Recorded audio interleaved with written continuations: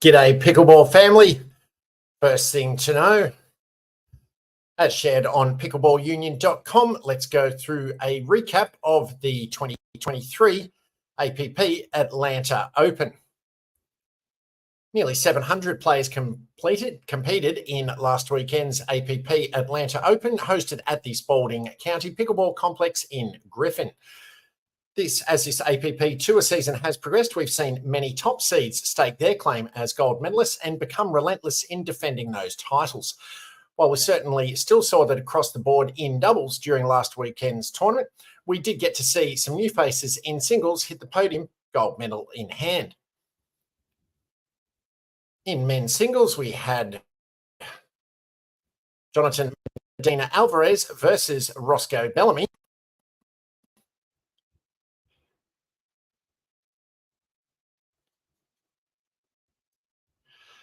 Alvarez has been exciting to watch this year as he slowly but surely made his way up the ranks, even securing a big silver medal finish at the APP St. Louis Open back in August. Last weekend, he managed to earn himself his first ever APP gold medal in men's singles.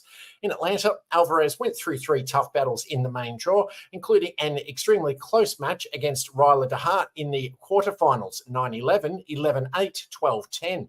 Roscoe Bellamy met Alvarez in the semi-finals, losing in two games, 0-11, 11-13, and then Alvarez managed to clutch victory in a quick two-game finals win, 11-6, 11-9.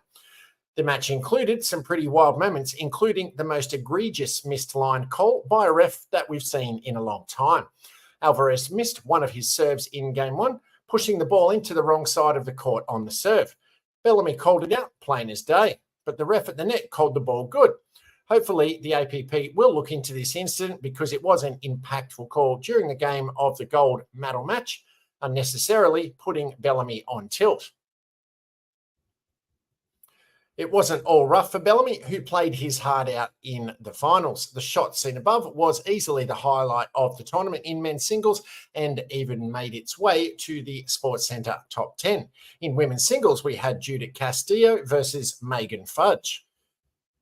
It was only a matter of time until Megan Fudge took home gold medal in singles this year, and she finally pulled it off in Atlanta. Fudge has been a top contender in women's singles all year, with 19 medals to her name going into Atlanta, but often found herself taking home silver in singles. Not only did she manage to battle her way through the back draw to get back into the finals, but she took down her rival Salome Device in the process, defeating her in the back draw final 10-12, 12-10, 11-4. In the finals, she met back up with Castillo, who initially took her out in the quarterfinals. Despite losing in the finals, this was clearly Castillo's strongest tournament to date. She didn't drop a single game in the main draw, which says a lot because she managed to defeat the top two women's singles players, Fudge and Device, both in two-game sweeps. The finals match was back and forth the whole way through. Fudge quickly secured game one, 11-3, but Castillo bounced back with an 11-8 win. Fudge again responded with a strong 11-1 win in game three, which pushed the match to a 15-point tiebreaker. Castillo started strong with a 10-3 lead over Fudge, but Fudge came all the way back to tie things up at 11-11. From there, it was a tough back-and-forth game between the two, but Fudge managed to come out on top and secure her first gold medal in singles for 2023. In mixed doubles, we had Todd and Johnson versus Barr and Diescu. Bouncing back from a big weekend at MLP Atlanta, Paris Todd and Hunter Johnson partnered back up and took down the mixed doubles event together last weekend. The two managed to clear the main draw without dropping a game and then met Andre Diescu and Susanna Barr in the semi-finals matches. Every time these teams meet on the APP Tour this season, it's been a close match, and this final wasn't an exception to that rule. Diescu and Barr took game one, 11-9, but then Johnson and Todd responded with a win of their own, 11-7. The final game of the match could have gone either way, but Todd and Johnson came away with the win, 11-9, securing yet another gold medal for the year. In women's doubles, we had Jardim and Todd versus Fudge and Barr. Fudge took home a second gold medal from the Atlanta Open in women's doubles alongside Susanna Barr. The two played Simone Jardim and Paris Todd in the finals, who were also at the top of their game going into the finals. after getting knocked out in the quarterfinals by Vivian Glosman and Alex Truong. #FudgeBar fought back the back draw to make their way back into the finals. Knowing they'd have to fight for a tiebreaker, they came into the finals with a huge 2-0 match win, 11-8, 12-10, and then proceeded to clutch a 15-11 win in the tiebreaker. It's obviously a lot of fun to play with your friends. We've worked through a lot this year on and off the court, and it's just been an awesome year, awesome season, and it's not done yet. Also, shout out to my mum. She brought me my lucky socks today, and my lucky socks went all the way. Megan Fudge on winning with Susanna Barr. In men's doubles, we had Diescu and Nunnery versus Dow and Scarpa.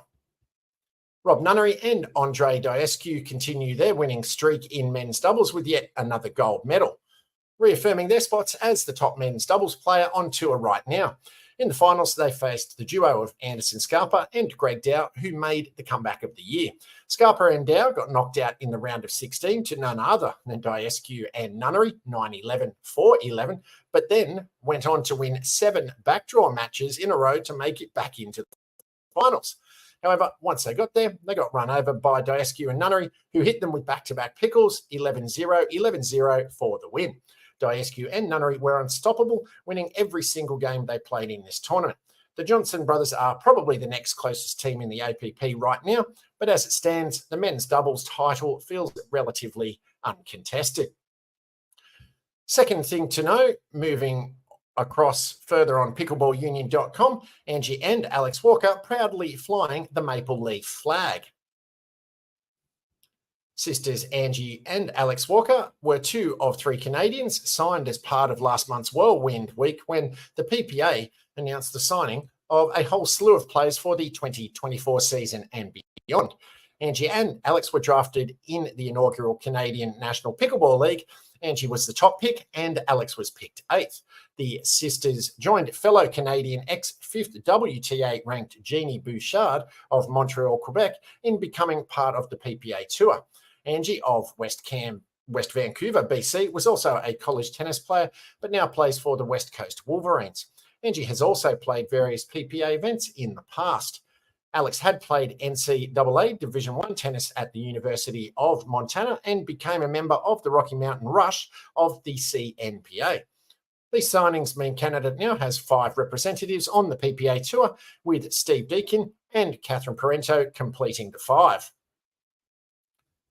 The siblings began their tennis journey while they were very young. Angie told Vancouver TV, from probably 3 to 4 years old, we were hitting balloons around the living room, playing tennis in some form.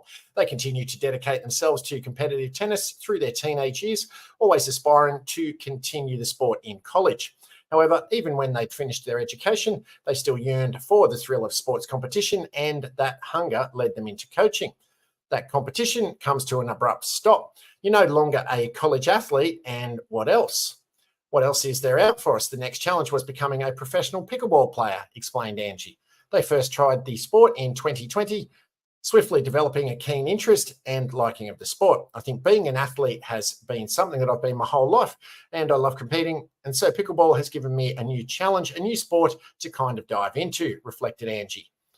Their proficiency in tennis meant a seamless transition into the Canadian Pickleball League, National Pickleball League ranks.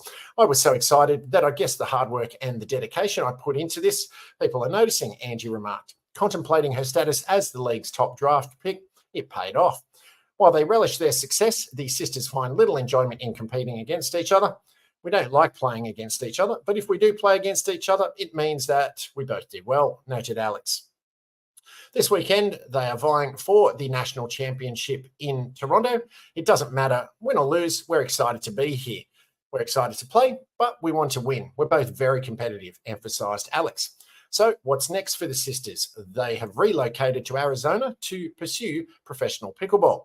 It's really amazing. I think both of us feel the same way. We get to wake up every day and train pickleball, play pickleball, and travel to tournaments, expressed Angie. We just get to do something that we're so passionate about and say that it's our job. And if you're finding this helpful and informative, please be sure to dink that like button. Third thing to know, as shared on the Dink Pickleball newsletter, more colleges are putting serious money into pickleball. A few weeks ago, we told you about a few universities taking pickleball seriously. The University of Mississippi has joined the ranks of schools who believe pickle has a place on campus. They've replaced 3 tennis courts with 8 new pickleball courts, resulting in students forming a pickleball club. Local reporting found the school spent about $61,000 on the project, with the money with $40,000 coming from the Chancellor's office and $21,000 from the Department of Campus Recreation. Of course, an official class on pickleball is in the works to launch next fall. Meanwhile, Utah Tech University is going all out by offering pickleball scholarship money to talented students. The money covers 6 credit hours for students who are involved in leadership within the pickleball club or play competitively for the university. Of course, Utah Tech competes in Duper Collegiate Pickleball. Now, you can expect to see top talent rise to the pros coming from Utah Tech.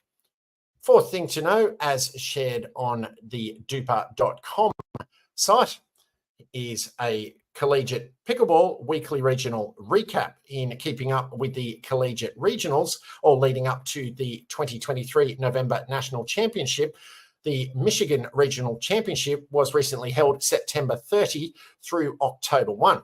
With the fall season coming to an end, the Michigan Regional showcased 11 schools and 90 players competing for 2 of the final remaining bids to the Collegiate National Championship.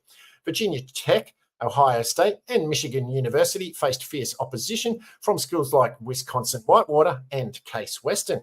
The Indiana University squad won an incredible dream breaker against Ohio State in the semifinals and a convincing 3-0 victory over the number 1 seeded Miami University.